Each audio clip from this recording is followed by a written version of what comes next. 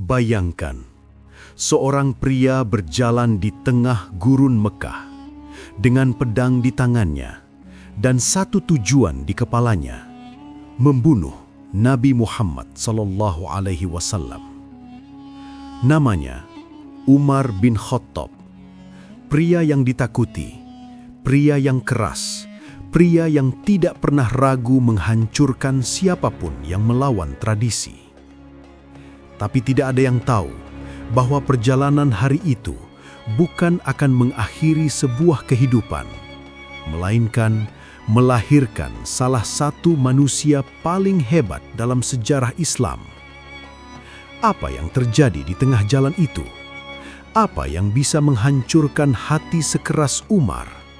Dan bagaimana seorang musuh berubah menjadi pelindung? Dengarkan kisah ini sampai akhir, karena mungkin ini bukan hanya tentang Umar. Ini tentang dirimu.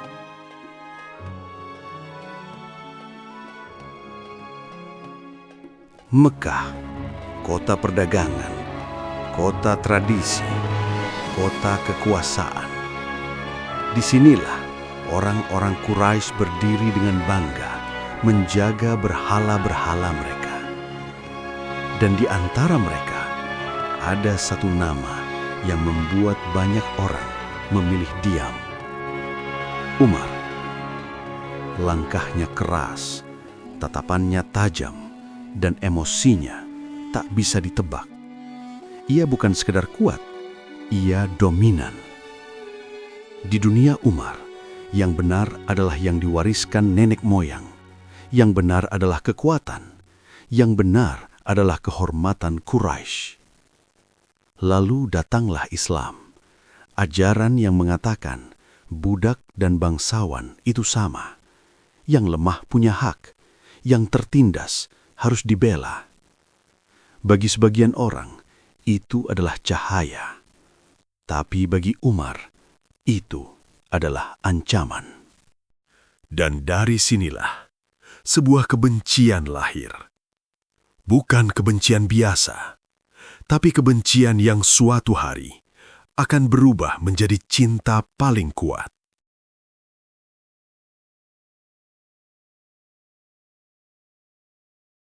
Setiap hari, Umar melihat perubahan. Orang-orang mulai meninggalkan berhala. Budak mulai berani berbicara. Dan itu tidak bisa ia terima. Ia menyiksa. Ia menekan, ia menghentikan siapapun yang ia bisa. Tapi satu hal yang ia sadari, Islam tidak berhenti. Semakin ditekan, semakin menyebar. Dan di titik itulah, ia mengambil keputusan paling berbahaya dalam hidupnya.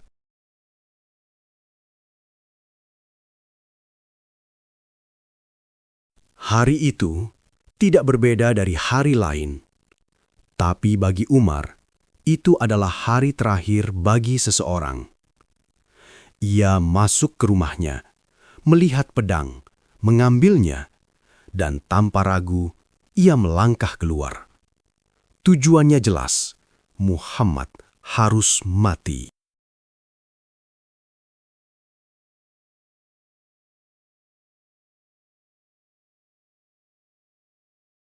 Di tengah perjalanan menuju rumah Nabi, langkah Umar tiba-tiba terhenti. Seorang pria menghadangnya, Nu'aim bin Abdullah. Ia bukan menghentikan tanpa alasan. Ia tahu, kalau Umar benar-benar sampai ke Nabi dalam keadaan seperti ini, maka darah akan tertumpah. "Kemana engkau, wahai Umar, dengan pedang itu?" Umar menjawab tanpa ragu, tanpa emosi yang ditahan. "Aku akan membunuh Muhammad." Bukan ancaman, itu keputusan. Nu'aim berpikir cepat. Ia tahu, melarang Umar secara langsung hanya akan membuatnya semakin marah. Maka ia mengalihkan arah kemarahan itu.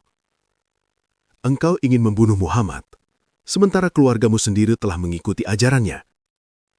Kalimat itu bukan sekedar informasi, itu strategi. Karena dalam budaya Arab saat itu, kehormatan keluarga adalah segalanya. Jika benar adiknya sendiri meninggalkan agama leluhur, maka itu lebih memalukan bagi Umar daripada keberadaan Islam itu sendiri. Dan benar saja, emosi Umar berubah arah. Bukan lagi ke Nabi, tapi ke rumah saudarinya.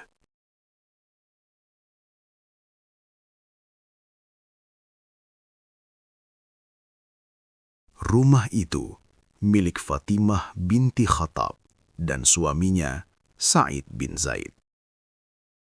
Di dalamnya, mereka sedang belajar Al-Quran bersama seorang guru, Khabbab bin Al-Arad. Ini bukan aktivitas biasa. Di masa itu, membaca Al-Quran secara terbuka bisa berujung penyiksaan. Dan tiba-tiba, brak, pintu didobrak. Khabbab langsung bersembunyi. Fatimah menyembunyikan lembaran ayat. Umar masuk. Matanya tajam. Suara apa itu tadi? Mereka mencoba menenangkan. Tadi hanya percakapan biasa. Tapi Umar tidak percaya dan emosinya meledak. Ia memukul Sa'id. Fatimah mencoba melindungi suaminya dan Umar mendorongnya hingga ia jatuh dan wajahnya berdarah. Dan di detik itulah semuanya berubah. Fatimah dengan darah di wajahnya berkata tegas, "Iya, kami telah beriman kepada Allah dan Rasul-Nya." Tidak ada rasa takut, tidak ada penyesalan. Dan justru itu yang mengguncangkan Umar. Karena selama ini, ia berpikir Islam hanya diikuti oleh orang lemah. Tapi di hadapannya sekarang, adiknya sendiri berani menantangnya. Dan untuk pertama kalinya, Umar tidak melihat musuh. Ia melihat keyakinan.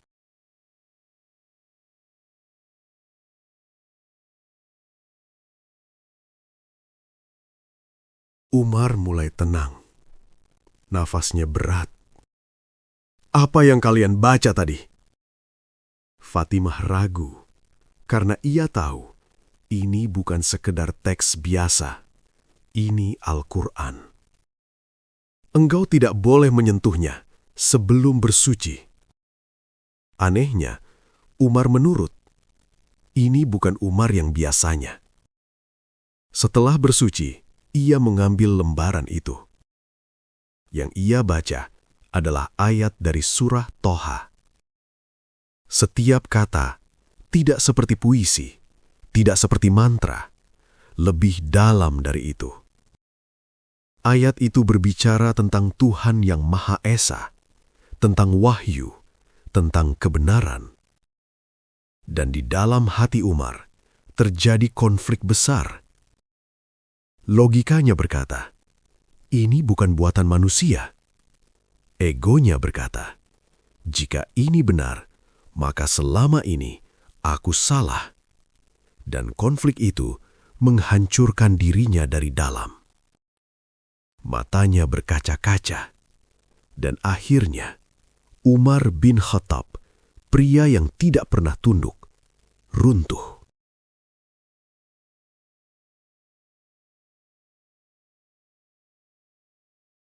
Di mana Muhammad? Pertanyaan itu berbeda sekarang.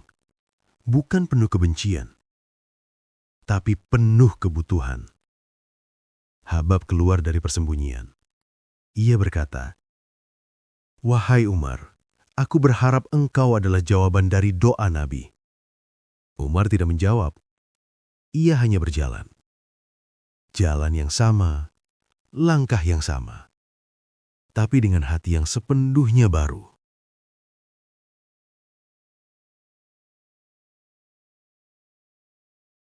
Di rumah tempat Nabi berkumpul, ketukan terdengar. Semua tegang, karena nama Umar identik dengan bahaya. Namun Nabi berkata, "Bukakan." Umar masuk, dan Nabi langsung mendekat. Menariknya dengan tegas. "Apa yang membawamu ke sini, wahai Umar?" Dan jawaban itu keluar. "Aku datang untuk beriman. Tangisan pecah, takbir menggema. Hari itu, bukan hanya satu orang yang berubah. Keseimbangan kekuatan di Mekah berubah.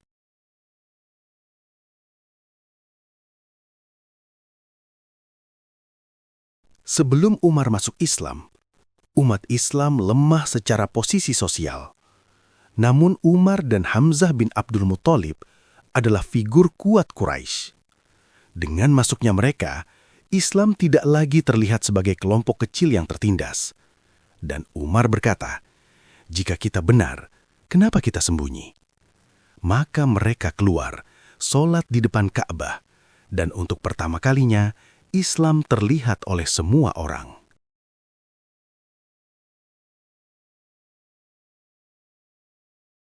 Mayoritas sahabat hijrah diam-diam karena ancaman pembunuhan. Namun Umar berbeda. Ia ingin menunjukkan bahwa iman bukan sesuatu yang disembunyikan. Ia datang ke Ka'bah, tawaf, sholat, lalu berkata keras, "Siapa yang ingin ibunya menangis, hadapi aku." Tidak ada yang bergerak, karena mereka tahu Umar tidak main-main.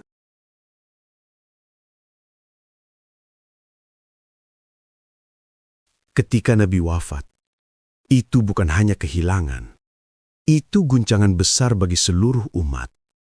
Umar menolak kenyataan, karena dalam pikirannya, Nabi tidak mungkin wafat. Ia berkata keras, "Siapa yang mengatakan beliau wafat akan kupenggal." Ini bukan kemarahan, ini penolakan. Rasa kehilangan yang terlalu besar. Lalu datang Abu Bakar As-Siddiq. Ia membaca ayat, dan Muhammad hanyalah seorang rasul. Dan di detik itu, realitas menghantam Umar. Ia jatuh, menangis, dan menerima kenyataan.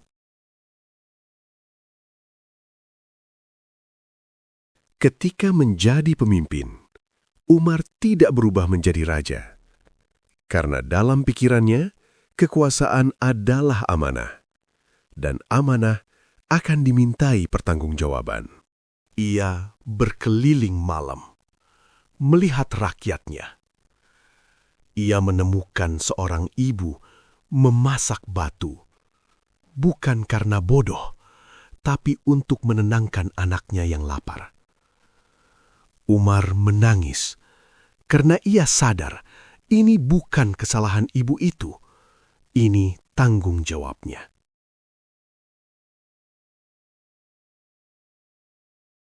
Seorang pejabat memukul rakyat. Dalam sistem biasa, rakyat tidak punya kekuatan. Tapi di bawah Umar, semua sama. Ia memanggil pejabat itu dan menyuruh korban membalas. Karena keadilan tidak boleh memilih. Umar pernah berkata, "Jika seekor keledai jatuh di Irak, aku takut Allah akan menanyakannya kepadaku." Ini bukan berlebihan. Ini menunjukkan cara berfikirnya. Pemimpin sama dengan tanggung jawab total. Saat sholat, Umar ditikam oleh Abu Lu'lu'ah al-Majusi. Serangan itu bukan kebetulan, ada latar belakang dendam dan konflik. Namun di saat kritis itu, Umar tetap bertanya, "Apakah aku sempat sholat?" Di akhir hidupnya, Umar tidak merasa hebat. Ia merasa takut. Apakah Allah ridho? Itu saja. Ia memulai hidupnya sebagai musuh kebenaran. Namun, ia mengakhirinya sebagai salah satu penjaga kebenaran terbesar. Dan dari kisah ini, kita belajar bahwa perubahan tidak dimulai dari kekuatan, tapi dari keberanian untuk mengakui, "Aku salah."